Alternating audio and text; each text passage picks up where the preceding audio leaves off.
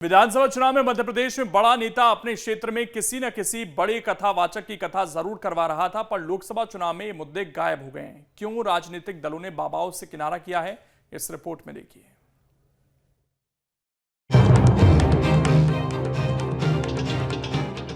मध्य प्रदेश विधानसभा चुनाव के समय पर प्रदेश में कई तरह के मुद्दों की गूंज सुनाई दे रही थी। उनमें से एक बड़ा मुद्दा था कथावाचकों का राजनीतिक दलों के लिए कथा करना। प्रदेश का हर बड़ा नेता अपने क्षेत्र में किसी न किसी बड़े कथावाचक की कथा जरूर करवा रहा था, और लोकसभा चुनाव में ये मुद्दा गायब है।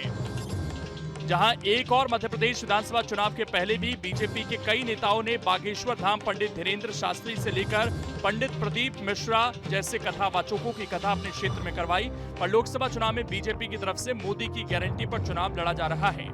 भारतीय जनता पार्टी धर्म को आस्था का विषय मानती है और आस्था का प्रतीक है धर्म।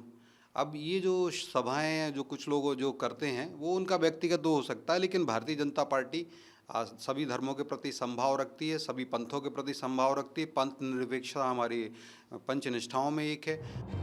वहीं बीजेपी की देखा देख कांग्रेस के नेता भी विधानसभा चुनाव में इस होड़ में पीछे नहीं रहे। कमलनाथ ने भी छिंदवाड़ा में पंडित प्रदीप मिश्रा और पंडित धीरेन्द्र शास्त्री से कथा करवाई थी, लेकिन कांग्रेस को विधानसभा चुनावों में इसका कोई फायदा नहीं मिला, जिसके बाद कांग्रेस बेरोजगारी, महंगाई के मुद्दे पर लोकसभा चुनाव लड़ रही है।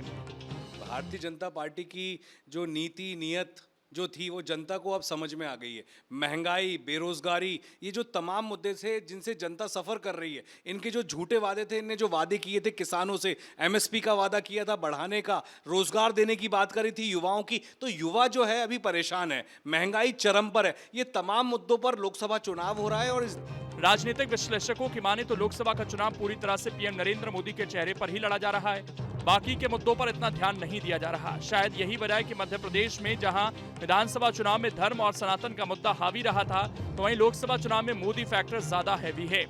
कि पूरे देश में एक चेहरा है, मोदी जी। मोदी जी का चेहरा इतना स्ट्रॉन्ग है, उनको लगता है कि हमको कथावाचकों की ज़रूरत नहीं है। इसलिए आप देखिए कि कथावाचक खुद ही इधर उधर हैं। अभी कहीं ना कहीं उनके कोई कार्यक्रम तो हो नहीं रहे, जैसा होता है सामान्यतः इन महीनों में तो कार्यक्रम होते हैं। रामनवमी है तो कहीं कोई हनुमान कथा नहीं हो रही, कहीं कुछ नहीं हो रही। तो जो राजनीतिक इस्तेमाल बाबाओं का होता है या कथावाचकों का होता है या जो धर्मगुरु हैं उनका होता है, वो हम उसी वक्त देखते हैं जब राज्यों में चुनाव है। देश में चुनाव के समय इनका बहुत ज़्यादा फर्क पड़ता नहीं है। हालांकि एक तरह से देखा जाए तो विधानसभा के बाद लोकसभा चुनाव की आचार संहिता लगने से मध्य प्रदेश में धर्म की जो गंगा तेजी से बह रही थी, वो कुछ दिनों के लिए थमी नजर आ रही है।